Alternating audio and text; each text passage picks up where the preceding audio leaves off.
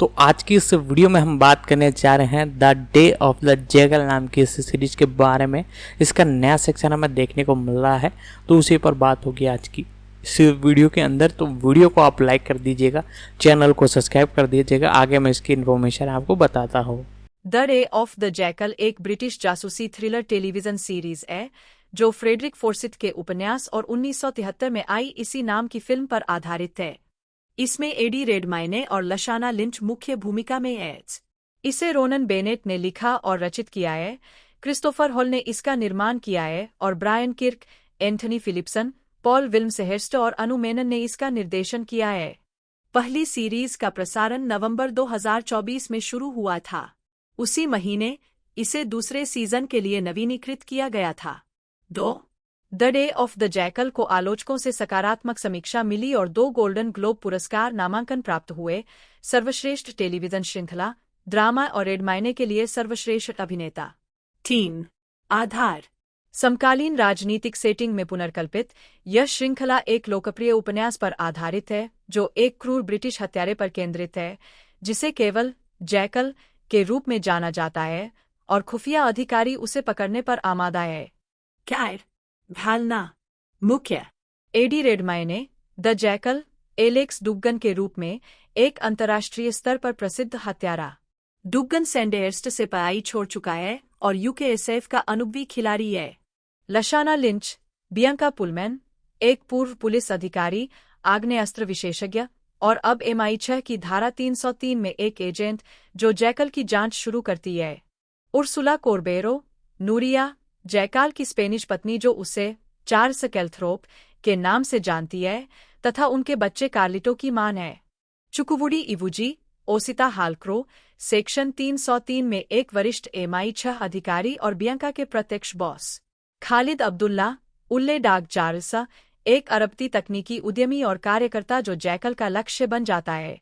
लिया Williams, Isabel Kirby, MI6 deputy chief of staff, Bianca और एल्क्रो की वरिष्ठ। एलेनोर मत्सूरा, जिना जानसोन, जैकल और उसके नियोक्ता विंथ्रोप के बीच संपर्क सूत्र। सुले रिमी, पॉल पुलमैन, एक अकादमिक व्याख्याता और बियांका का अलग हुआ पति। बेन हॉल, डेमियन रिचर्डसन, एक MI6 एजेंट और सेक्शन 303 में बियांका का सहयोगी। जोन्जो ओनील, एडवर्ड कार्वर, MI6 में एक फिक्सर जो सेक्शन 303 में संदिग्ध लीक की जांच करता है। मारिसा के रूप में पुची लेगार्ट, नूरिया की हस्तक्षेप करने वाली मां। जॉन एरियास, अल्वारो, नूरिया का निकम्मा भाई जिसकी मूर्खतापूर्ण योजना जैकल के परिवार को खतरे में डाल देती है। चार्ल्स टाट्स, टिमोथी विंथ्रोप, एक शक्तिशाली वित्तदाता और जैकल का नवीनतम नियोक्ता। निक ब्लर, विंसेंट पाइन, एक MI6 सुरक्षा एजेंट, पूर्व पुलिस और NCA अधिकारी और बियांका का पुराना दोस्त। पैट्रिक कैनेडी, टेड्डी, उल्ले का साथी। विशेष अतिथि कलाकार रिचर्ड डॉर्मर, नॉर्मन स्टोक, श्रृंखला 1 के रूप में जैकल के बंदूक बनाने वाले और अल्स्टर वॉलंटियर फोर्स में एक पूर्व ब्लैकनेक। पुनरावर्ती Florisa Camara, Jasmine Pullman, Bianca और पॉल की बेटी। Kate Dickie, Alison Stoke, Larry की पत्नी और उत्तरी आयरलैंड में बियांका की गुप्त सूत्र। Patrick O'Kane, Larry Stoke, Norman का भाई और वफादार अर्धसैनिक बलों से जुड़ा एक अपराधी। कोरी जॉनसन, डॉग वोजैक, विंथ्रोप का एक साथी षड्यंत्रकारी। क्रिस्टी मेयर, लियोनोरा बोग्स, विंथ्रोप की एक साथी षड्यंत्रकारी। एडम जेम्स, जेरेमी व्हाइटलॉक, विदेश सचिव। जेरार्ड किर्न्स, गैरी कॉब, एक ब्रिटिश सेना विशेष बल सैनिक जो जैकल के स्पॉटर के रूप में काम करता था।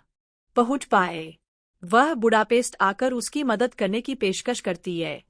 तेलिन में रिवर के प्रक्षेपण की तैयारी कर रहे उल्ले को अपने जहाज के बोर्ड से विरोध का सामना करना पड़ता है जिसे वह नजरअंदाज कर देता है। बुडापेस्ट पहुंचने पर, जहां उसकी तलाश में राष्ट्रीय स्तर पर अभियान चलाया जा रहा है, जैकल लास्लो को मारने के बजाय उसे छोड़ देता है और उसे चुप रहने की धमकी देता है। नूरिया शहर पहुंचती है और कस्टम से गुजरने के लिए एक बुजुर्ग व्हीलचेयर उपयोगकर्ता का वेश धारण करने में जैकल की मदद करती है। विडंबना यह है कि तेलिन जाने वाली उड़ान में वह बियांका के पीछे बैठा होता है। पहुंचने पर जैकल रासमस नाम के एक मजदूर को फुसलाता है और अपने साथ फुसलाता है जिससे वह पहले भी उसी जगह मिल चुका है। 7 एपिसोड 7 इंच पॉल विल्मसेहर्स्ट श्याम पोपट 21 नवंबर 2024 28 नवंबर 2024 जैकल जीना से बियांका और विंसेंट से निपटने में मदद मांगता है।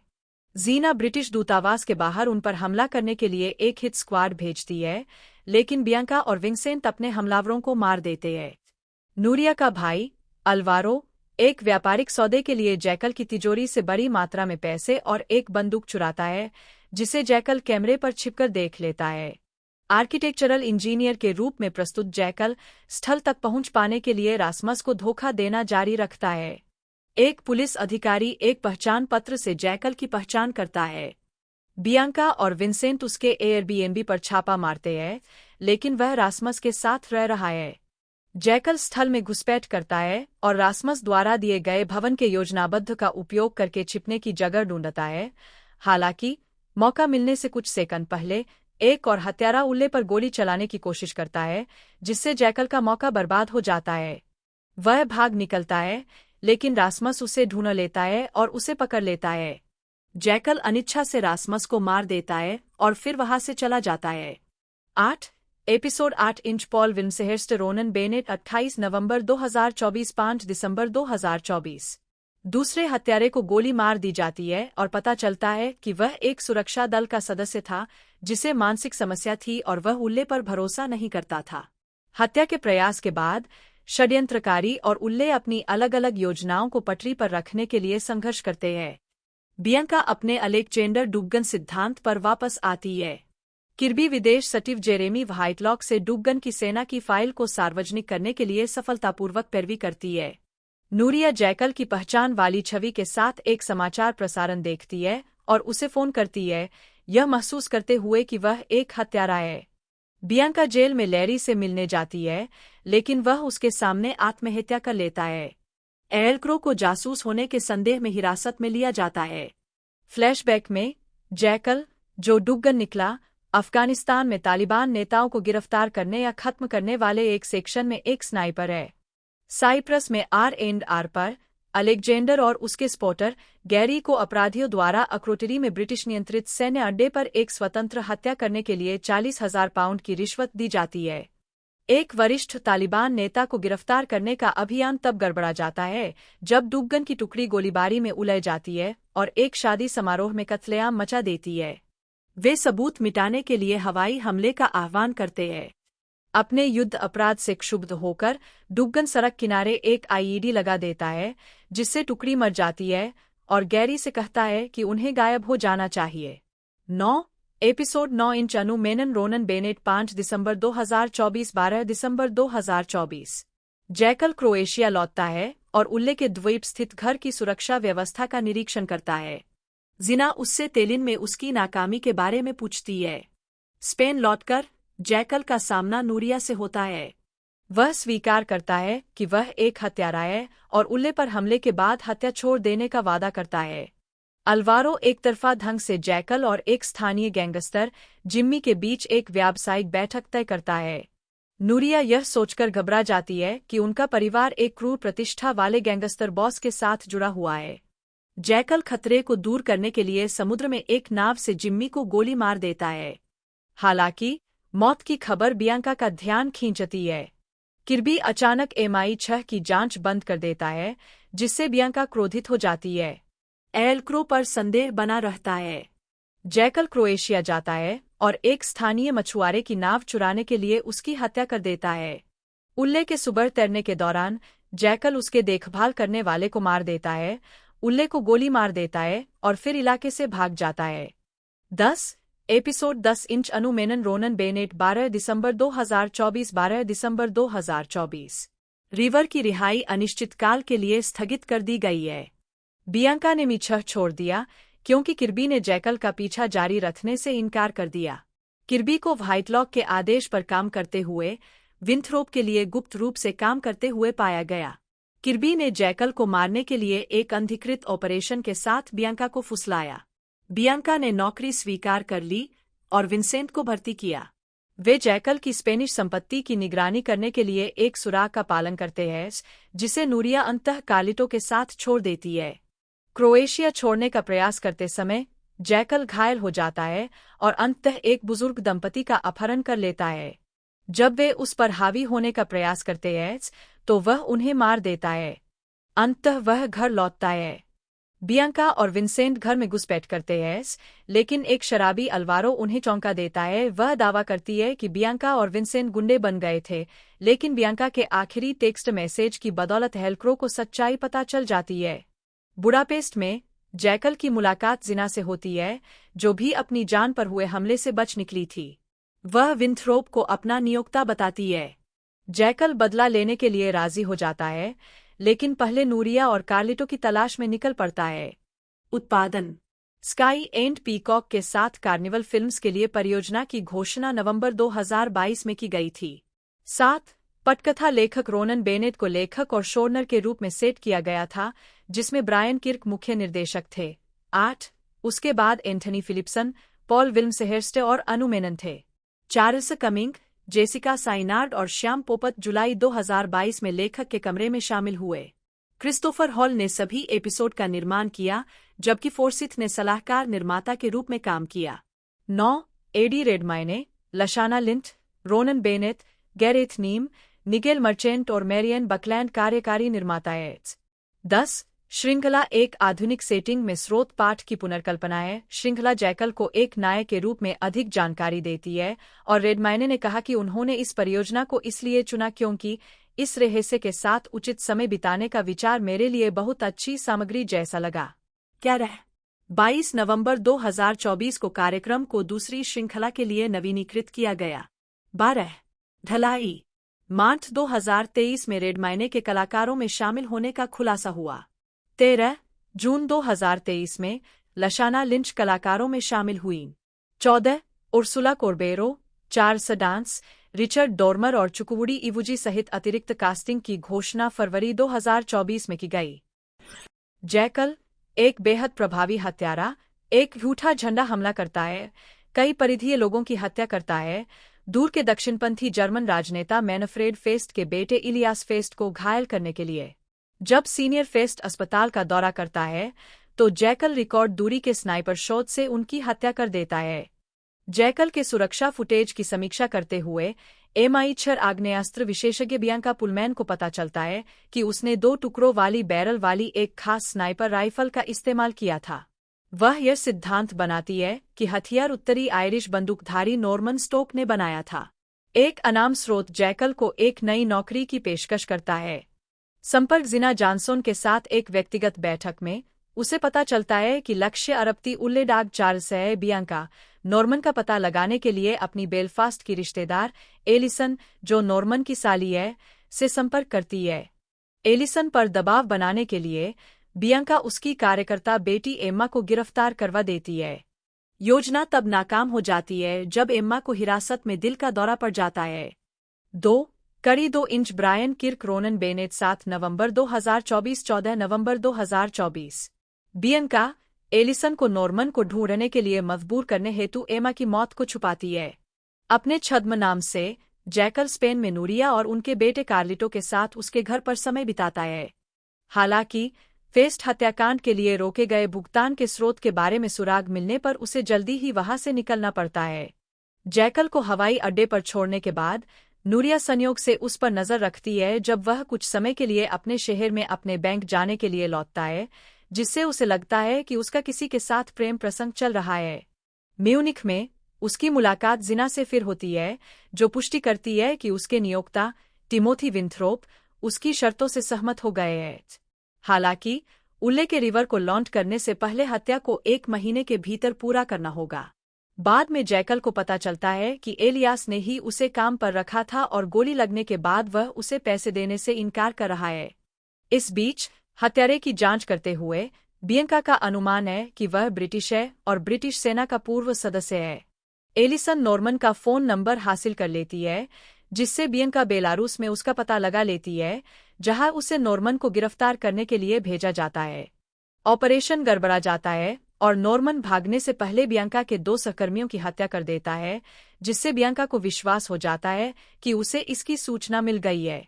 3 episode 3 inch Brian Kirk Ronan Bennett 7 नवंबर 2024 14 नवंबर 2024 नॉर्मन के ठिकाने से बरामद सूटकेस में फेस्ट को मारने वाली कस्टम स्नाइपर राइफल का एक प्रोटोटाइप निकला। उसके वरिष्ठ अधिकारियों इसाबेल किर्बी और ओसिता रेलक्रो ने उसे ऑपरेशन जारी रखने की अनुमति दे दी। MI6 का फिक्सर कार्वर बेलारूस लीक के स्रोत की जांच शुरू करता है, जिसमें बियांका, उसका सहयोगी डेमियन, किर्बी और एल क्रोशक के घेरे में है। जर्मनी में जैकल नूरिया को फोन करता है, जो उसे देखे जाने के बारे में बताती है। वह यह साबित करने की कोशिश करता है कि उसका किसी के साथ कोई संबंध नहीं है, लेकिन नूरिया शक की निगाह में रहती है। अपनी माँ और भाई की मदद से वह जैकल के घर के दफ्तर की तलाशी लेती है और एक छिपी हुई तिजोरी ढूंढती है। एलिसन और उसका पति लैरी एम्मा के शव की पहचान करने के लिए लंदन पहुंचते हैं। एलिसन गुस्से में बियांका को डांटती है, जबकि नॉर्मन लैरी से संपर्क करता है और उसके साथ क्या हुआ यह जानने की कोशिश करता है। लैरी एलिसन से भिड़ जाता है और उसके विश्वासघात का पता चलने पर उस पर हमला करके उसे मार डालता है। जैकल ड्राइवर का रूप धारण कर एलियास का अपहरण करता है और उसे गोली मारकर उसकी हत्या कर देता है।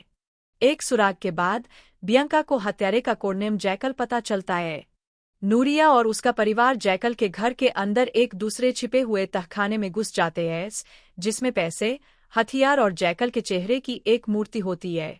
जैकल सीसीटीवी कैमरे से उसे जर्मनी से निकलते हुए देखता है। 4 4 इंच एंथनी फिलिप्सन रोनन बेनेट 7 नवंबर 2024 14 नवंबर 2024 म्यूनिख से फ्रांस के रास्ते लौटते हुए जैकल की एक छोटी सी कार दुर्घटना हो जाती है और वह भागने के लिए एक मोटर यात्री और एक पुलिस अधिकारी दोनों की हत्या करने के लिए मजबूर हो जाता है। MI6 को पता चलता है कि जैकल को फिर से काम पर रखा गया है, लेकिन उन्हें लक्ष्य की पहचान नहीं पता है। बियांका को पता चलता है कि गोली मारने में सक्षम एकमात्र ब्रिटिश सेना के पूर्व सैनिक अलेक्जेंडर डुगन को 2013 में अफगानिस्तान में एक IED विस्फोट में मृत माना जाता है। जैकल नूरिया को पेरिस में उसके साथ शामिल होने के लिए मना लेता है, जहां वह कॉर्पोरेट जासूसी में संलग्न एक समस्या निवारक होने का दावा करता है, जिससे अस्थायी रूप से उसकी चिंताएं कम हो जाती है। इस बीच लैरी एलिसन को मार देता है और बियांका को एक जाल में फंसा लेता है। वह सुरक्षा एजेंट विंसेंट पाइन की मदद से बच निकलती है, जिसे वह अपनी टीम में फिर से नियुक्त करने के लिए कहती है। अपने होटल के कमरे में लौटने पर उसे पता चलता है कि जिना ने उसे ढूंढ लिया है। 5 इंच एंथनी फिलिप्सन जेसिका सिन्यार्ड 7 नवंबर 2024 14 नवंबर 2024 तेलिन में जैकल को जिना को अपनी योजना में शामिल करने के लिए मजबूर किया जाता है। स्पेन में नूरिया अभी भी उसकी कहानी से आश्वस्त नहीं है।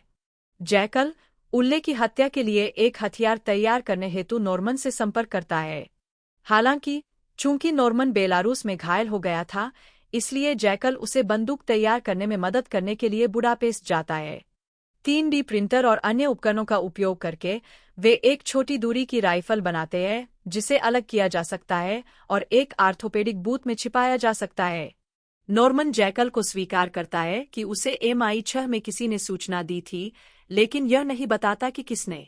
लंदन में लैरी के हमले के बाद बियांका के पति और बेटी पॉल की पूर्व पत्नी के घर पर रहने के लिए घर छोड़ देते हैं। बियांका और विंसेंट लैरी को प्रताड़ित करते राइफल लेकर निशाना साधते हुए जैकल पकड़ से बच निकलता है, जबकि नॉर्मन को वश में कर लिया जाता है। जैकल को अपनी पहचान छिपाने के लिए नॉर्मन को मारना पड़ता है, लेकिन वह बाल बच निकलता है। थककर वह एक खलिहान में आराम करता है, लेकिन एक किसान उसे मार गिराता है। 6 इंच पॉल विल्मसेहर्स्ट चार्ल्स कमिंग 14 नवंबर 2024 21 नवंबर 2024 किसान अत्तिला द्वारा बंदी बनाए जाने के बाद जैकल अपनी रिहाई के लिए बातचीत करने की कोशिश करता है। जब यह कोशिश नाकाम हो जाती है, तो वह अत्तिला और उसके भाई गैबोर दोनों की हत्या कर देता है और फिर खेतिहर मजदूर लास्लो को बंधक बनाकर भाग जाता है। बियांका की टीम को इन मौतों के बारे में पता चलता है और वे जांच शुरू करते हैं। जैकल नूरिया को फोन करके कबूल करता है कि शायद वह घर न। प्रसारण 10 एपिसोड की श्रृंखला का प्रीमियर 7 नवंबर 2024 को हुआ, जो यूनाइटेड किंगडम में स्काई अटलांटिक और नाउ पर प्रसारित हुई और संयुक्त राज्य अमेरिका में पीकॉक पर स्ट्रीमिंग हुई। 23-24 NBC universal global distribution sky के बाजारों के बाहर अंतर्राष्ट्रीय स्तर पर श्रृंखला वितरित करता है। Foxtel Australia, Showcase Canada, Jio Cinema Bharat, Showmax, Africa, TVNZ plus, New Zealand, Disney plus, Latin America और स्काई शोटाइम, यूरोप के साथ अपने समझौतों के माध्यम से प्रसारित करता है। 25 बाद के एपिसोड साप्ताहिक रूप से जारी किए गए। 12 दिसंबर को समापन हुआ। NBC ने 30 दिसंबर 2024 को अमेरिकी टेलीविजन पर पायलट का प्रसारण किया, भले ही उनका नेटवर्क पर बाकी श्रृंखला को मुफ्त में दिखाने का कोई इरादा नहीं है। स्वागत। समीक्षा एग्रीगेटर वेबसाइट रॉटन टोमाटोज पर 52 समीक्षाओं के आधार पर the day of the jackal को 85% की स्वीकृति रेटिंग मिली है, जिसकी औसत रेटिंग 7.6 है। वेबसाइट की आम सहमति इस प्रकार है। एडी रेडमाइने के सरीसृप अभिनय द्वारा भयावह रूप से विश्वसनीय बनाई गई एक विश्वव्यापी thriller the day of the jackal बुरे कामों को भी मजेदार बना देती है। 27 मेटाक्रिटिक, जो भारित औसत का उपयोग करता है, ने 28 आलोचकों के आधार पर 100 में से 72 अंक दिए, जो आमतौर पर अनुकूल समीक्षाओं को दर्शाता है। 28 शिकागो सन टाइम्स के रिचर्ड रोपर ने इसे 4 में से 3.5 स्टार दिए और कहा, शीर्षक पात्र के रूप में एडी रेडमाइने से लेकर लंदन, बुडापेस्ट, वियना और क्रोएशिया में भव्य और विस्तृत लोकेशन शूटिंग से लेकर प्रमुख एक्शन सेट तक। यह कहना भले ही घिसा-पिटा लगे, लेकिन 10 अध्यायों में से प्रत्येक एक टेलीविजन एपिसोड की तुलना में एक फिल्म की तरह है। यह एक बड़ी छोटी स्क्रीन थ्रिलर है।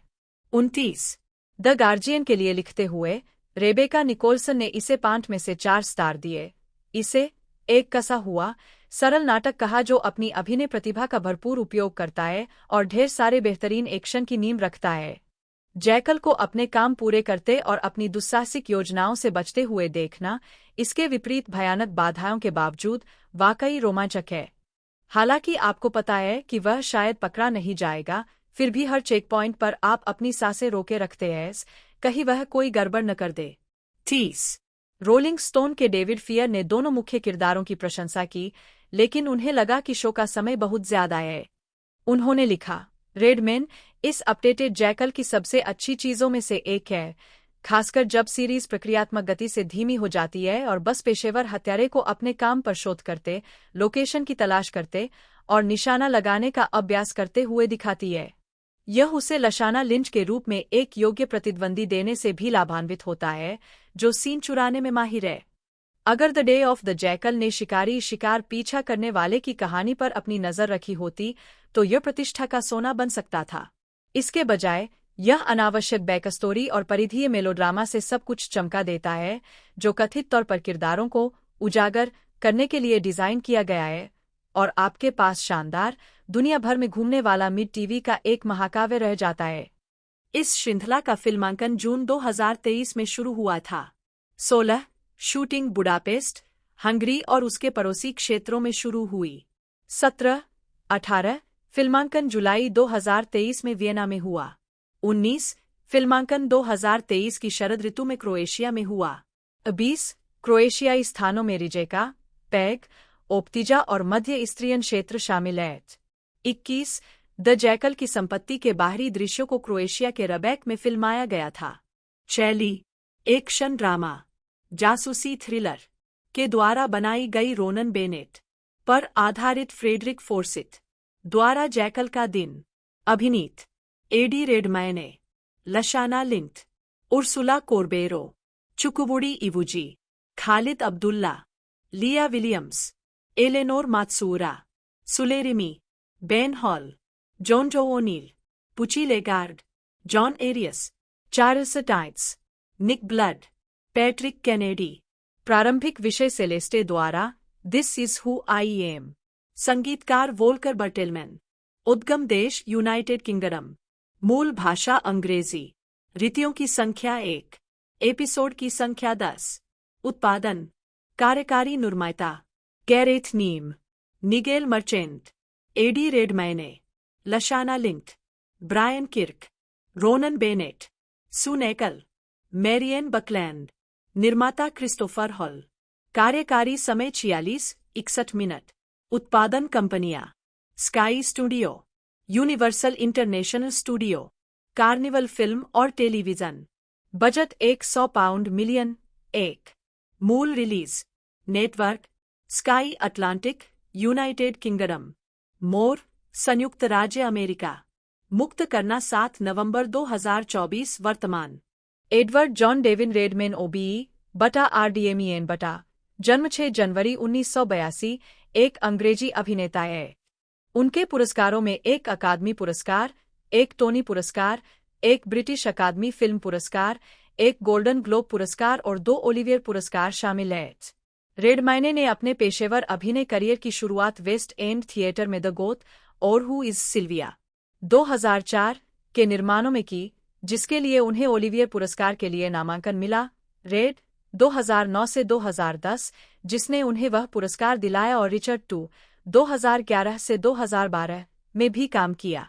उन्होंने रेड के स्थानांतरण से ब्रॉडवे में शुरुआत की और एक नाटक में सर्वश्रेष्ठ फीचर्ड अभिनेता का टोनी पुरस्कार अर्जित किया। उन्होंने 2022 में कैबरे के वेस्ट एंड पुनरुद्धार में द इम्सी के रूप में अभिनय किया और एक संगीत में सर्वश्रेष्ठ अभिनेता का लॉरेंस ओलिवियर पुरस्कार अर्जित किया। वे 2024 में ब्रॉडवे में लौटे, कैबरे के स्थानांतरण में अभिनय किया। उनकी पहली प्रमुख फिल्म भूमिका लाइक माइंड्स 2006 के साथ आई और उनकी सफलता biopic My Week with Marilyn 2011 में कॉलिन क्लार्क की भूमिकाओं और संगीत में लेस मिजरेबल्स 2012 में मारियस पोंटमर्सी के साथ आई। रेडमाइने ने द थ्योरी ऑफ एवरीथिंग 2014 में भौतिक विज्ञानी स्टीफन हॉकिंग के चित्रण के लिए सर्वश्रेष्ठ अभिनेता का अकादमी पुरस्कार जीता। द डेनिश गर्ल 2015 में ट्रांसजेंडर कलाकार लिली एल्बे की भूमिका निभाने के लिए उन्हें इसी श्रेणी में नामांकित किया गया था। 2016 से 2022 तक उन्होंने फैंटास्टिक बीस्ट्स फिल्म श्रृंखला में न्यूट स्कैमेंडर के रूप में अभिनय किया। उन्होंने the trial of the Chicago 7 2020 में Tom Hayden, the good nurse 2022 में चार्ल्स कुलेन और प्रारंभिक जीवन और शिक्षा। एडवर्ड जॉन डेविन रेडमाइने का जन्म 6 जनवरी 1982 को वेस्टमिंस्टर, लंदन में हुआ था। 3 उनकी मां पेट्रिसिया नी बर्क एक स्थानांतरण व्यवसाय चलाती है और उनके पिता रिचर्ड रेडमाइने कॉर्पोरेट वित्त में एक व्यवसायी है। उनके पैतृक परदादा सर रिचर्ड रेडमाइने 1865 से 1955 एक सिविल और खनन इंजीनियर थे और 20वीं सदी की शुरुआत में खदान सुरक्षा में सुधार करने वाले एक अग्रणी व्यक्ति थे। 4 सर रिचर्ड ने बूथ्स श्रृंखला द्वारा कार्य सप्ताह को कम करने के एक प्रयोग की जांच का भी नेतृत्व किया, जिससे श्रमिकों को 48 घंटे का सप्ताहांत मिल सके, जिसमें पाया गया कि श्रमिक अधिक खुश थे, उनका स्वास्थ्य बेहतर था और उनके अनुपस्थित रहने की संभावना कम थी। 5 उनका एक बड़ा भाई जेम्स रेडमाइने, एक छोटा भाई और एक बड़ा सौतेला भाई चार्ली रेडमाइने है, जो प्रकाशक हार्पर कॉलिंस के यूके डिवीजन के CEO है। 4 और एक सौतेली बहन है। 7 10 साल की उम्र से रेडमाइने ने जैकी पामर स्टेज स्कूल में दाखिला लिया, जहां उन्हें अभिनय और गायन के लिए अपना प्यार मिला। 8-9 रेडमाइने ने ईटन हाउस में दाखिला लिया। 10 उसके बाद कोलेट कोर्ट, अब सेंट पॉल जूनियर्स, एक कोरल स्कॉलरशिप पर, जहां उन्होंने सेंट पॉल चोयर के साथ गाया। 11 फिर ईटन कॉलेज में संगीत की छात्रवृत्ति पर। 11 जहां वे उसी वर्ष प्रिंस विलियम के साथ थे। 12-13 उन्हें कैम्ब्रिज में जाने के लिए एक कोरल स्कॉलरशिप मिली। 14 जहां उन्होंने ट्रिनिटी कॉलेज में कला का इतिहास पढ़ा, वेनिस वास्तुकला और अत्यथार्थवाद में विशेषज्ञता हासिल की। 15 और 2003 में 2 ऑनर्स के साथ स्नातक किया। 16-17 हालांकि रंग अंधे होने के बावजूद उन्होंने इंटरनेशनल क्लेन ब्लू IKB पर अंतिम थीसिस लिखी, जिसे उन्होंने अत्यधिक भावनात्मक बताया है और जिसे वे हमेशा दूसरों से अलग कर सकते हैं। 18 कैम्ब्रिज में रहते हुए रेडमाइने यूनिवर्सिटी पिट क्लब के सदस्य थे। 19 अभिनय कैरियर। अवस्था। रेडमाइने ने 2002 में मिडिल टेम्पल हॉल में शेक्सपियर के ग्लोब के लिए ट्वेल्थ नाइट में वियोला के रूप में अपने पेशेवर मंच की शुरुआत की।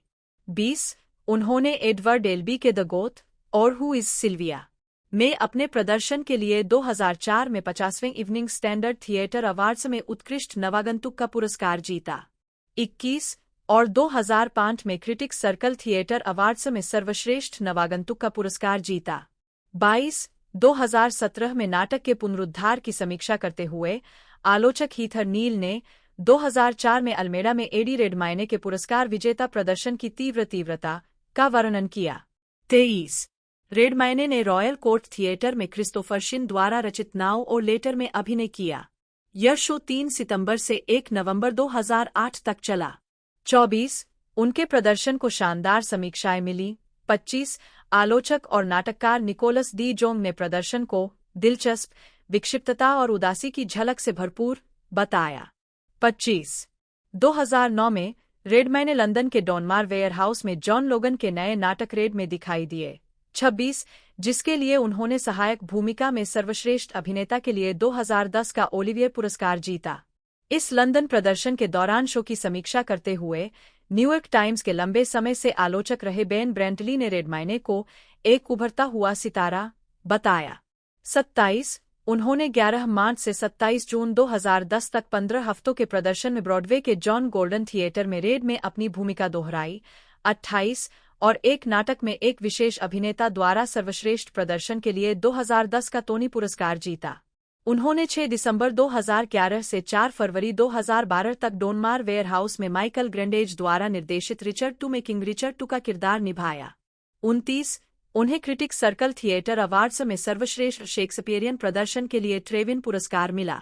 31 the new York times international addition के लंदन थिएटर समीक्षक मैट वुल्फ ने रेडमाइने को एक खुले चेहरे वाली भव्यता के साथ शीर्षक भूमिका में घुसने वाले के रूप में वर्णित किया, जो आत्मा की बहुत ही चर्चा को फिर से परिभाषित करता है, जो शेक्सपियर के शानदार सुंदर पाठ में ऐसी प्रमुखता मानती है। पढ़े उबाऊ तरीके से निभाकर इस फिल्म को बेहतर बनाया जा सकता था, बेतिकाए। 58 2022 में जो होफन ने उनके विचारों को दोहराते हुए महसूस किया कि एक अधिक सामान्य खलनायक के साथ फिल्म का बाकी हिस्सा चापलूसी, कम रंगीन, कम उन्मादपूर्ण शिविर होगा। चाहे कुछ भी हो जाए, आप एक चेन स्मोकर की आवाज के साथ अंतरिक्ष यात्रा करने वाले ओडिपस से अपनी आंखें नहीं हटा सकते। 59 रेडमाइने ने ITV के पर्सपेक्टिव्स कार्यक्रम के हिस्से के रूप में बनाई गई 2015 की documentary war art with Eddie Redmayne भी प्रस्तुत की।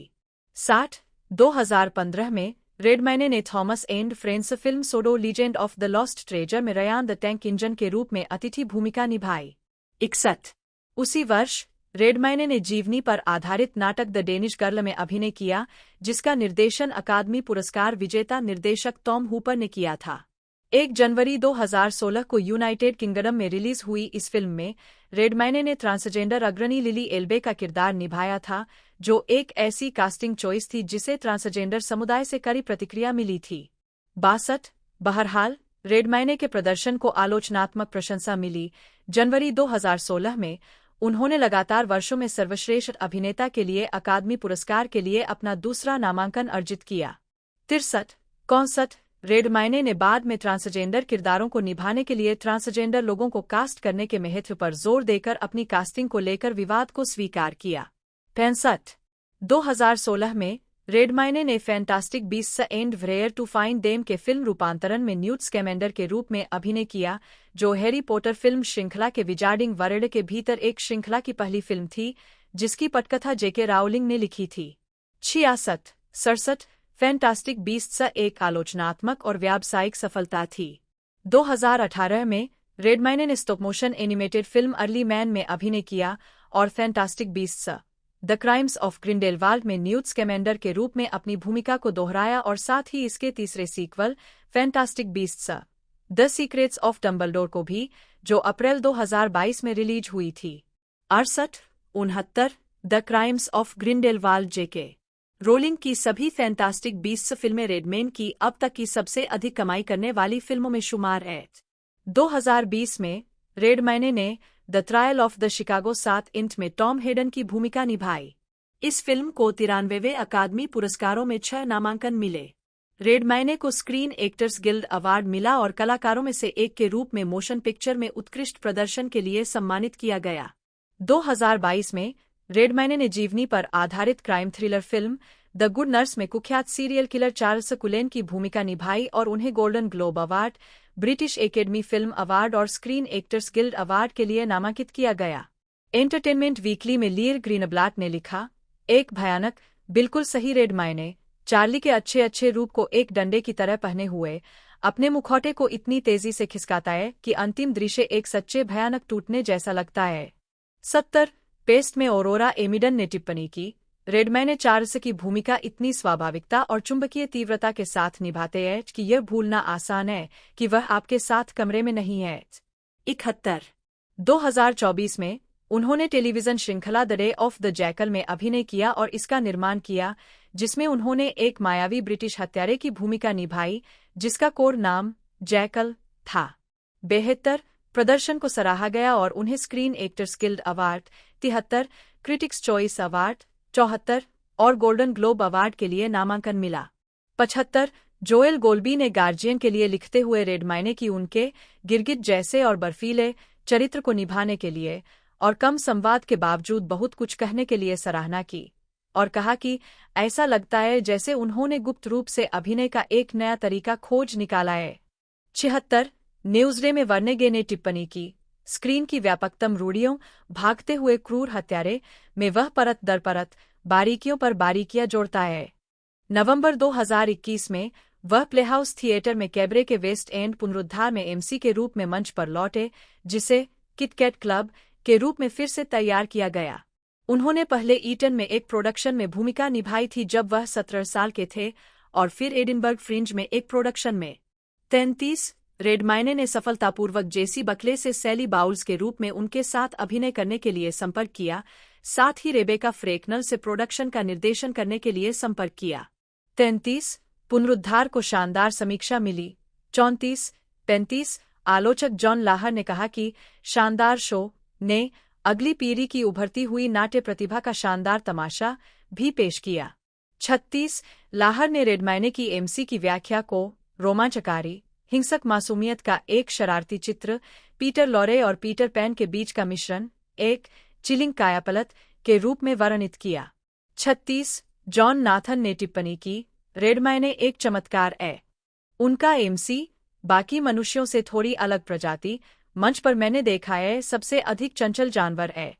37 पुनरुद्धार ने 2022 ओलिवियर अवार्ड्स में 7 जीत हासिल की, जिसमें सर्वश्रेष्ठ संगीत पुनरुद्धार और रेडमाइने का अपना संगीत में सर्वश्रेष्ठ अभिनेता का पुरस्कार शामिल है, जिसने ओलिवियर इतिहास में सबसे अधिक पुरस्कार विजेता पुनरुद्धार होने का रिकॉर्ड बनाया।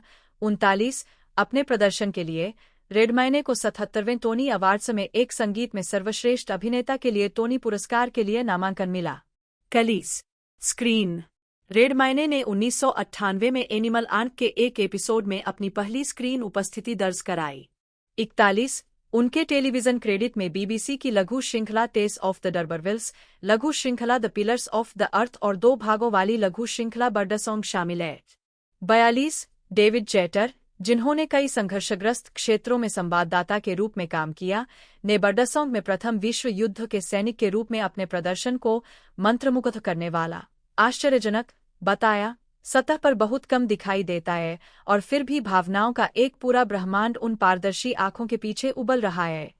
43 कास्टिंग डायरेक्टर लुसी बेवन द्वारा गोट्स नामक एक नाटक में अभिनय करते हुए देखे जाने के बाद रेडमाइने को उनकी पहली फीचर फिल्म लाइक माइंड्स 2006 में कास्ट किया गया था।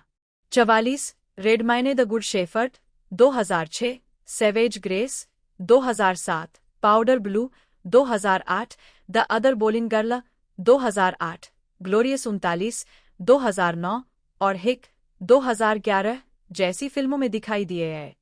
उन्होंने क्रिस्टोफर स्मिथ की अलौकिक Gothic thriller film black death 2010 में ओस्मंड के रूप में अभिनय किया।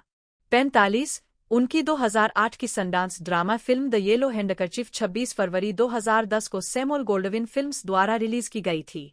46 2011 में रेडमाइने ने drama film My Week with Marilyn में फिल्म निर्माता कॉलिन क्लार्क की भूमिका निभाई।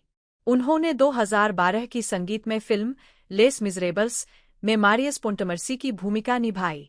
49 2014 टोरंटो अंतर्राष्ट्रीय फिल्म महोत्सव में रेडमाइने 2014 में रेडमाइने ने द थ्योरी ऑफ एवरीथिंग में स्टीफन हॉकिंग की भूमिका निभाई, एक भूमिका जिसके लिए उन्होंने अकादमी पुरस्कार, बाफ्टा, गोल्डन ग्लोब और सर्वश्रेष्ठ अभिनेता के लिए स्क्रीन एक्टर्स गिल्ड अवार्ड जीता, जिसमें उन्होंने एएलएस की दुर्बल करने वाली चुनौतियों को दर्शाया।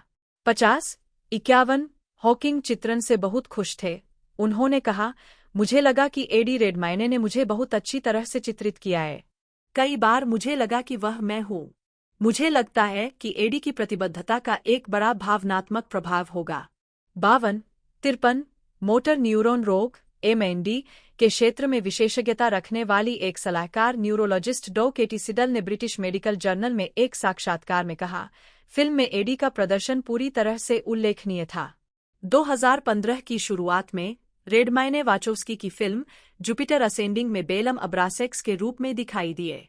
फिल्म को उनके प्रदर्शन सहित व्यापक रूप से आलोचना का सामना करना पड़ा और उन्हें सबसे खराब सहायक अभिनेता का गोल्डन रास्पबेरी पुरस्कार मिला।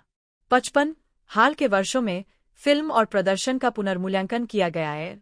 56 कीथ फिप्स ने लिखा है कि फिल्म ने एक पूर्णपंथ हित में बदलने के सभी संकेत दिखाए हैं। 57 2018 में वैनिटी फेयर में लिखते हुए लॉरा ब्रैडली ने टिप्पणी की कि यह विचार कि रेडमाइने द्वारा अपने हिस्से को अधिक पारंपरिक सार्वजनिक छवि।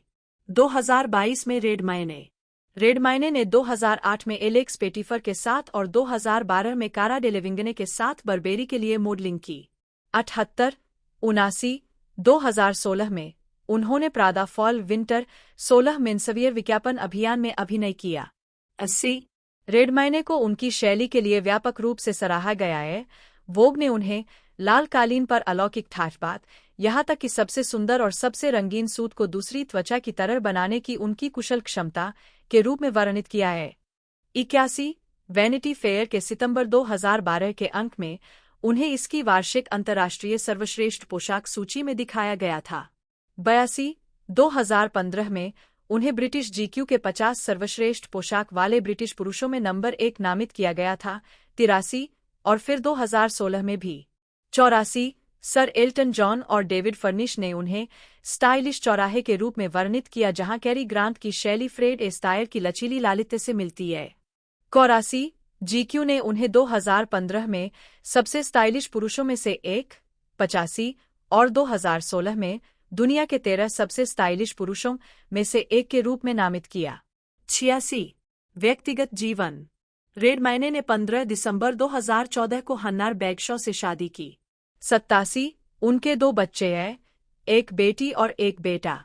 88-87 रेडमाइने को नाटक में सेवाओं के लिए 2015 के बर्थडे ऑनर्स में Order of the British Empire (OBE) का अधिकारी नियुक्त किया गया था। 89 अगस्त 2014 में उन्हें फिल्म शिक्षा चैरिटी इनटू फिल्म का राजदूत नियुक्त किया गया। 90 वह 2015 से मोटर न्यूरॉन डिजीज एसोसिएशन के संरक्षक रहे हैं। स्टीफन हॉकिंग के चित्रण के बाद चैरिटी से जुड़ गए। 91 वह टीनेज कैंसर ट्रस्ट के राजदूत हैं। 92 वह गो लाइव थिएटर प्रोजेक्ट्स, जिसे पहले माउसट्रैप थिएटर प्रोजेक्ट्स के रूप में जाना जाता था, के संरक्षक हैं, जो थिएटर के माध्यम से बच्चों और युवाओं के जीवन को समृद्ध करने के लिए समर्पित एक चैरिटी है, खासकर जो वंचित है या जिनकी अतिरिक्त जरूरतें हैं। लशाना लिंच, जन्म 27 नवंबर 1987, एक ब्रिटिश अभिनेत्री है। उन्हें पहली बार ABC period drama series still starcrossed 2017 में रोजलिन कैपुलेट की भूमिका से पहचान मिली, जिसके बाद उन्होंने 2022 में बाफ्टा राइजिंग स्टार अवार्ड जीता। उन्होंने James Bond film No Time to Die 2021, Matilda the Musical 2022, The Woman King 2022 और बॉब मार्ले वन लव 2024 के साथ साथ television series day of the jackal 2024 में भी भूमिकाएं निभाई है। इसके बाद उन्होंने मार्वल सिनेमैटिक यूनिवर्स (MCU) में मारिया रैम्ब्यू का किरदार निभाया, जिसकी शुरुआत कैप्टन मार्वल 2019 से हुई। प्रारंभिक जीवन लिंच का जन्म 27 नवंबर 1987 को हैमरस्मिथ, लंदन में हुआ था। 1 वह जमैका मूल की है। 2-3 उन्होंने लंदन में ट्विफोर्ड कोफई हाई स्कूल और आर्टसेट ड्रामा स्कूल में पढ़ाई की। 5 आजीविका लिंच ने 2012 की ड्रामा फिल्म फास्ट गन से फिल्मी करियर की शुरुआत की, जो 2012 के कान फिल्म समारोह में प्रस्तुत की गई थी। 6-7 इसमें वह विश्व एथलेटिक्स चैंपियनशिप के लिए नामांकित एक ब्रिटिश टीम की धावक की भूमिका निभाती है। 8 बाद में उन्होंने डेविड मॉरिस से, ओलिविया कोलमैन और शेरिडन स्मिथ के साथ BBC टेलीविजन फिल्म द 7.39 में सह-अभिनय किया। 9 टेलीविजन पर वह साइलेंट विटनेस और डेथ इन पैराडाइज में दिखाई दी है और 2015 में अल्पकालिक बीबीसी कॉमेडी क्रिम्स में एक नियमित कलाकार थीं। इसके अलावा 2015 में उन्होंने विली रसेल द्वारा एजुकेटिंग रीटा के चिचेस्टर फेस्टिवल थिएटर प्रोडक्शन की शीर्षक भूमिका में लेनी हेनरी के साथ अभिनय किया, जो 18 जून से 25 जुलाई तक मिनर्वा थिएटर में खेला गया। द गार्जियन की समीक्षा ने उन्हें चमकदार ताज़ा बताया। 2016 में लिंच को शोंडा राइम्स द्वारा निर्मित अमेरिकी पीरियड ड्रामा सीरीज स्टिल स्टारक्रॉस्ड में प्रमुख किरदार रोजलिन कैपुलेट के रूप में लिया गया था। 11/12/2018 में वह एजेंट 355 के रूप में वाई द लास्ट मैन के पायलट एपिसोड के कलाकारों में शामिल हुईं। 2019 में उन्होंने Marvel cinematic universe (MCU) film captain Marvel में मारिया रामब्यू की भूमिका निभाई। 15 उनका किरदार एक वायुसेना पायलट और मोनिका रामब्यू की एकल मां का है। 8 उसी समय वह स्कॉट एनकिंस और जॉन हन्ना के साथ British science fiction comedy the intergalactic adventures of max cloud में भी दिखाई दीं। 16 2020 में black women in Hollywood awards में उन्होंने नीसी नैश और मेलिना मत्सुकास के साथ एक विशिष्ट पुरस्कार जीता। 17 2021 में लिंच ने जेम्स बॉन्ड फिल्म फ्रेंचाइजी की entry No Time to Die में सेवानिवृत्त 007 एजेंट जेम्स बॉन्ड के रूप में डैनियल क्रेग के साथ नए 007 एजेंट नोमी की भूमिका निभाई। 2022 में लिंच ने doctor strange in the multiverse of madness में मारिया रामब्यू के एक वैकल्पिक संस्करण को चित्रित किया, जो उनके ब्रह्मांड की कैप्टन मार्वल बन गई। 20 उसी वर्ष लिंच ने ऐतिहासिक महाकाव्य द वुमन किंग में अनुभवी योद्धा इदोगी की भूमिका भी निभाई, जो 18वीं और 19वीं शताब्दियों में अफ्रीका के सबसे शक्तिशाली राज्यों में से एक किंगडम ऑफ दाहोमी की सभी महिला सैन्य इकाई एगोजी के बारे में है। 21-22 इसके अलावा 2022 में लिंच को आगामी Bob Marley biopic Bob Marley One Love में किंग्सले बेनदीर के साथ और रेनाल्डो मार्कस ग्रीन द्वारा निर्देशित किया गया था। 23-24 2023 के अंत में लिंच एक फ्लैशबैक दृश्य के दौरान द मार्वल्स में रामब्यू के रूप में दिखाई दिए और अंतक्रेडिट दृश्य में रामब्यू के एक संस्करण के रूप में एक कैमियो किया, जो सुपरहीरो बाइनली बन गया। 25 2024 में लिंच को डायरेक्टिव 8020 के मुख्य किरदार ब्रायना यंग के लिए आवाज अभिनेत्री और प्रतिरूप के रूप में प्रकट किया गया, जिसने वीडियो गेम प्रोजेक्ट पर उनके पहले काम को चिह्नित किया। 26 उन्होंने ब्रिटिश टेलीविजन श्रृंखला the day of the jackal में MI6 एजेंट बियांका पुलमैन की प्रमुख भूमिका भी निभाई। उर्सुला कोर्बेरो डेलगाडो, जन्म 11 अगस्त 1989, एक स्पेनिश अभिनेत्री है। वह स्पेन में किशोर ड्रामा सीरीज फिसिका ओ क्यूमिका 2008 से 2010 में रूथ गोमेज, ऐतिहासिक फिक्शन सीरीज इसाबेल 2014 में मार्गारिटा डी ऑस्ट्रिया और comedy film girls night out 2015 में मार्टा की भूमिका निभाने के लिए जानी जाती है। उन्होंने crime drama series money heist 2017 से 2021 में टोक्यो की भूमिका के लिए अंतर्राष्ट्रीय स्तर पर पहचान बनाई और सुपरहीरो फिल्म स्नेक आइज 2021 से हॉलीवुड में अपनी शुरुआत की। प्रारंभिक जीवन उर्सुला कोर्बेरो डेलगाडो का जन्म 11 अगस्त 1989 को बार्सिलोना प्रांत के संत पेरे दे विलामाजोर में हुआ था। 1, 2, 3 वे दुकानदार एस्तेर डेलगाडो और बड़ी पेड्रो कोर्बेरो की बेटी है। वे संत पेरे दे विलामाजोर में पली बढ़ी। उनकी एक बहन है जिसका नाम मोनिका है। 4-6 साल की उम्र तक उन्हें पता चल गया था कि वे एक अभिनेत्री बनना चाहती है और बाद में उन्होंने विज्ञापनों में अभिनय करना शुरू कर दिया। 5 उन्हें 13 साल की उम्र में अपना पहला रोल मिला और उन्होंने अभिनय की कक्षाएं लीं, साथ ही फ्लेमेंको और जैथ नृत्य की भी कक्षाएं लीं। आजीविका 2013 में एना क्लॉटेट के साथ कोर्बेरो दाए। उन्होंने 2002 में टेलीविजन श्रृंखला मिराल थ्रेंकत में मारिया के रूप में शुरुआत की। वह 2005-06 में वेंटरेलप्ला में सारा के रूप में और 2007 में श्रृंखला क्वेंटा एत्रास में दिखाई दीं। 2008 में उन्होंने एल इंटरनेडो श्रृंखला में मैनुएला पोर्टिलो को चित्रित किया और 2010 तक एंटेना 3 टेलीविजन श्रृंखला फिसिका ओ क्यूमिका पर काम करना शुरू किया। 6-7 उनका चरित्र रूथ गोमेज 8 बुलिमिया से पीड़ित था। 9 श्रृंखला ने बहुत सारे विवादों को आकर्षित किया, लेकिन कोर्बेरो को उनके प्रदर्शन के लिए समीक्षकों द्वारा सराहा गया। 2011 में फिसिका ओ क्यूमिका छोड़ने के बाद कोर्बेरो को टेलीविजन एस्पनोला की ड्रामा सीरीज 14 डी एब्रिल में मुख्य भूमिका मिली। ला रिपब्लिका पीपुल्स पार्टी के साथ राजनीतिक संघर्षों के कारण शो का दूसरा सीजन नवंबर 2018 तक प्रसारित नहीं हुआ। 10 उसी वर्ष उन्होंने फिसिका ओ क्यूमिका के अपने सहकलाकार और दोस्त मैक्सी इग्लेसियस के साथ हॉरर फिल्म एक्सपी 3D में अभिनय किया। एक महत्वपूर्ण प्रचार अभियान के बावजूद फिल्म आलोचकों को समझाने में विफल रही। 11 2012 में उन्होंने television film Los Dias de Gloria की शूटिंग की, जिसे राजनीतिक संघर्षों के कारण स्थगित कर दिया गया और जुलाई 2013 में प्रसारित किया गया। फिर वह जूलिया कोर्टज़ार की भूमिका में ला एक की सीरीज ग्रैंड रिजर्वा के तीसरे सीजन में शामिल हुईं। उसी वर्ष उन्हें कैटलन टीवी फिल्म वोलारे में जोआक्विन और इस्त्रेल द्वारा निर्देशित किया गया था। 12 फिर उन्होंने हॉरर फिल्म आफ्टर पार्टी में भाग लिया, जो आलोचकों और जनता दोनों को समझाने में विफल रही। वर्ष के अंत में वह कार्मेलो गोमेज के साथ क्रिमेन कॉन विस्टा अल मार की शूटिंग के लिए कोलंबिया गईं। 13 2013 में उन्होंने अभिनेता क्लारा लागो और क्वीम गुटिरेज के साथ कॉमेडी फिल्म क्विएन मातो अबाम्बी में अभिनय किया। फिल्म को समीक्षकों और जनता ने खूब सराहा। 14 उसी वर्ष उन्होंने cloudy with a chance of meatballs 2 में सैम के लिए अपनी आवाज दी।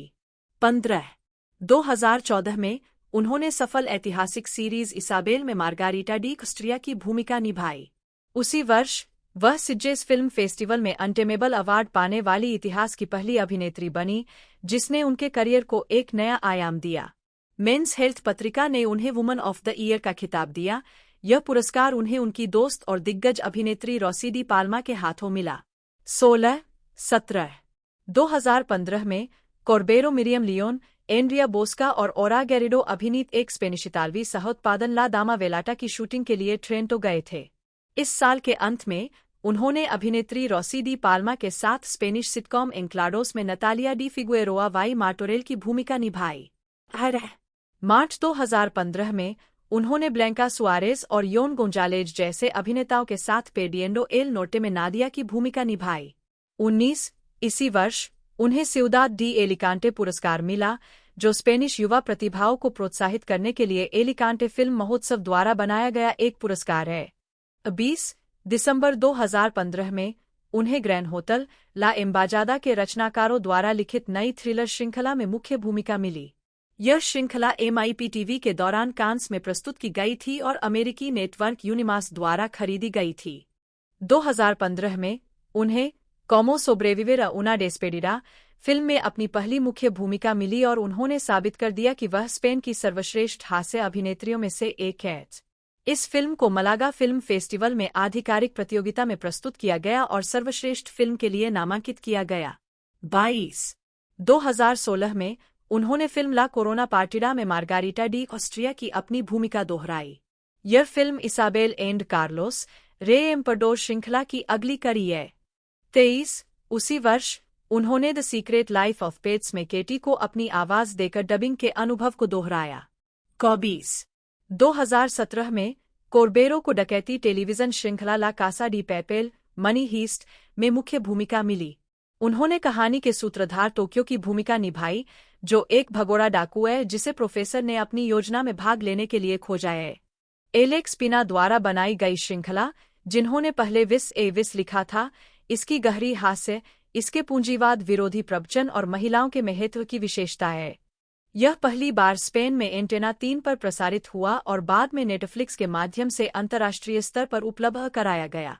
अपने करियर में पहली बार उर्सुला कोर्बेरो को आलोचकों और दर्शकों द्वारा सराहा गया, जो इस भाग में उनके करियर के पहले और बाद को उनकी पिछली भूमिकाओं से अलग देखते हैं। 25 उन्हें प्रेमियोस फिरोज यह दुनिया भर में हिट हो गई और प्लेटफॉर्म पर सबसे ज्यादा देखी जाने वाली गैर अंग्रेजी भाषी श्रृंखला बन गई। 26 उसी वर्ष बाद में उन्हें जूलियो मेडेम द्वारा सिनेमा में उनकी पहली मुख्य नाटकीय भूमिका दी गई। द थ्री ऑफ ब्लड एक थ्रिलर है और कोर्बेरो रेबेका की भूमिका में एक रहस्यमयी महिला जो अपने पति के साथ मिलकर अपने परिवार के रहस्यों का पता लगाती है। अभिनेत्री को इसाबेल कोइक्सेट ने फिल्म प्रोजेक्टो तिएम्पो ला लावे के लिए भी निर्देशित किया था। इस फिल्म का सैन सेबेस्टियन फिल्म फेस्टिवल में प्रीमियर हुआ था। 27 2018 में उन्हें अमेरिकी क्राइम ड्रामा सीरियस नेट में अपनी पहली अंग्रेजी बोलने वाली भूमिका मिली। उन्होंने अभिनेता रूपर्ट ग्रिंट और ल्यूक पास्क्वालिनो के साथ अभिनय किया। 28/2019 में वह स्पेनिश कॉमेडी सीरीज पक्विता सालास में खुद के रूप में दिखाई दीं। वेनिस फिल्म फेस्टिवल 2024 में कोर्बेरो। 2020 में उन्होंने जे बल्विन, दुआ लिपा, बैड बनी और टैनी के एक गीत अन दिया वन डे के संगीत वीडियो में अभिनय किया। 29/2019 के अंत में कोर्बेरो को स्नेक आइज में जीआई जो खलनायक बैरोनेस की भूमिका निभाने की घोषणा की गई थी, जो जीआई जो फ्रेंचाइजी का एक स्पिन ऑफ था। 30 रॉबर्ट श्वेंटके द्वारा निर्देशित और हेनरी गोल्डिंग, एंड्रयू कोजी और समारा वीविन द्वारा अभिनीत यह फिल्म 23 जुलाई 2021 को डोल्बी सिनेमा और आईमैक्स में रिलीज हुई थी। इसे नाट्य प्रदर्शन के 45 दिन बाद पैरामाउंट प्लस पर स्ट्रीम करने के लिए उपलब्ध कराया गया था।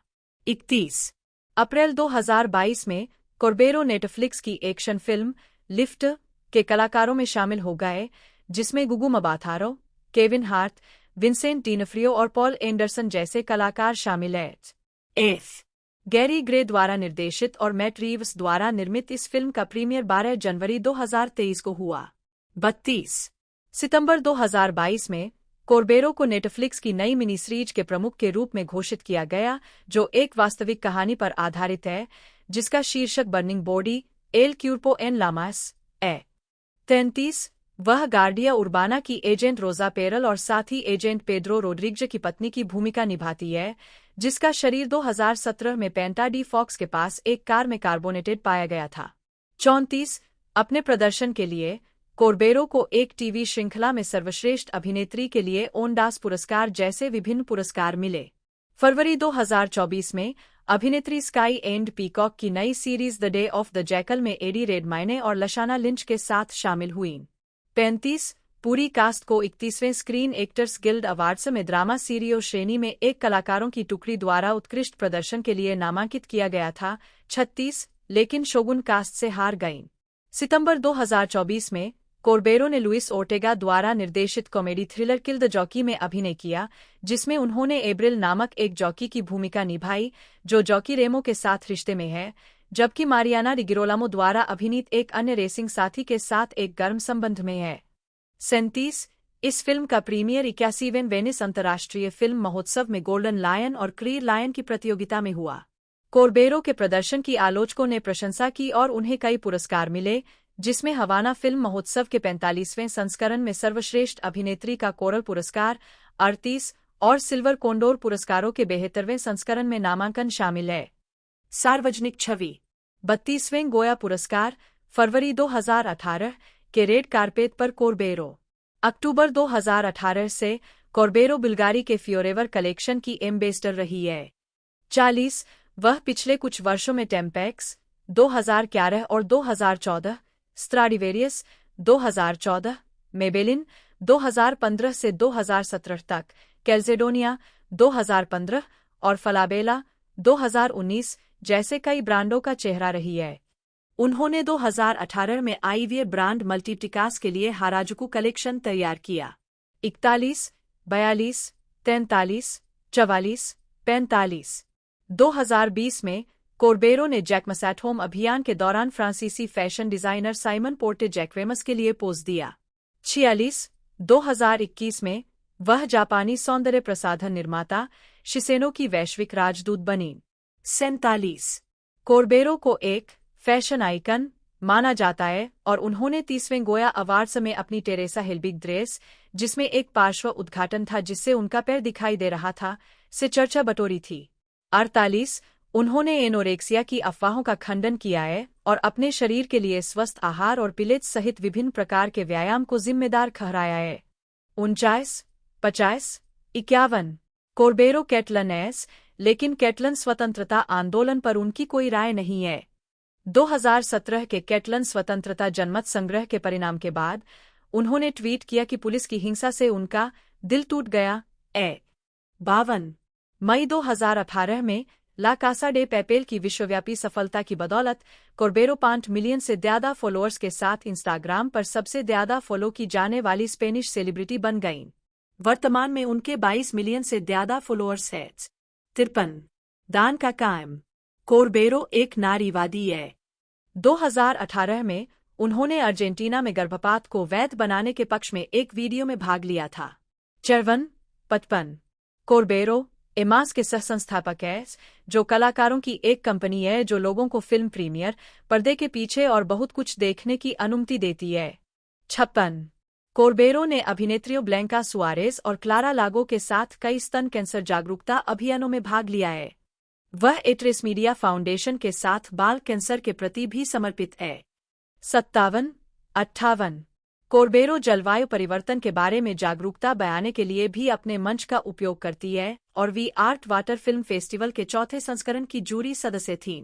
56 2020 में उन्होंने रीइन्वेंटेड सिस्टमा में भाग लिया, जो कि कोविड-19 महामारी के बाद जलवायु परिवर्तन के बारे में जागरूकता बयाने के लिए ग्रीनपीस द्वारा शुरू किया गया एक अभियान है, जिसमें मानवविज्ञानी जेन गुडल, गायक अलेजांद्रो सांस और अभिनेत्री एलेना अनाया जैसी हस्तियां शामिल हैं।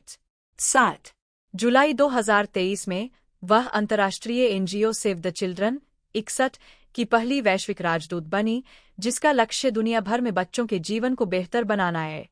व्यक्तिगत जीवन।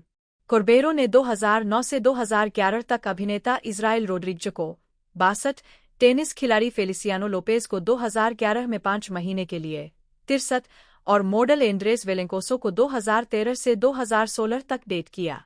65 2016 से कोर्बेरो अर्जेंटीना के अभिनेता चिनोडारिन के साथ रिश्ते में है, जिनसे उनकी मुलाकात टेलीविजन श्रृंखला द एम्बेसी के सेट पर हुई थी। तो ये जो सीरीज है हमें 2024 में देखने को मिली थी। 2024 में इसकी स्टार्टिंग की गई थी और इसके बाद ही हमें कई एपिसोड देखने को मिले हैं और सेक्शन 1 में हमें तकरीबन 10 एपिसोड देखने को मिल चुके हैं। बाकी अपकमिंग सेक्शन का आपको इंतज़ार है, आप कमेंट करके जरूर से बताइएगा। बाकी वीडियो को आप जरूर से लाइक कीजिएगा। आज की इस वीडियो में इतना ही, मिलता है अगले वीडियो में।